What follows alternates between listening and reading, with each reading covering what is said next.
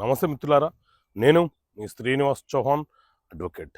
మిత్రులారా, ఎవరైనా ఒక వ్యక్తి ఏదైనా ఒక పని చేస్తానని చెప్పి అగ్రిమెంట్ చేసుకొని అడ్వాన్స్గా కొంత సొమ్మును మన వద్ద నుంచి తీసుకొని ఆ పని చేయకుండా నిర్లక్ష్యం చేస్తే మనం ఏం చేయడానికి అవకాశం ఉంటుంది. సో మిత్రులారా, మన దేశంలో లిమిటేషన్ యాక్ట్ 1963 అనే చట్టం ఉంది.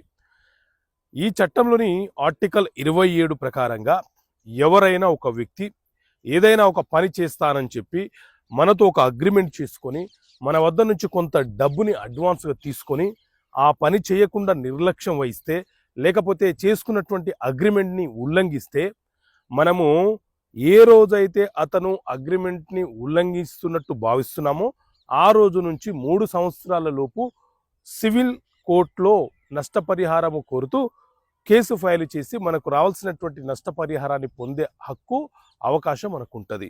కాబట్టి మిత్రులారా, మీరు ఏదైనా ఒక ఇల్లు నిర్మాణం కోసమో లేకపోతే ఏదైనా ఒక ప్రాజెక్ట్ చేయడం కోసమో ఎవరితోనైనా అగ్రిమెంట్ చేసుకుంటే వాళ్ళు మిమ్మల్ని ఇబ్బంది పెడితే మీరు నష్టపరిహారం కోరుతూ కేసు ఫైల్ చేయవచ్చు అని చెప్పి ఈ ఆర్టికల్ 27 లిమిటేషన్ యాక్ట్ చాలా స్పష్టంగా వివరణ ఇస్తుంది.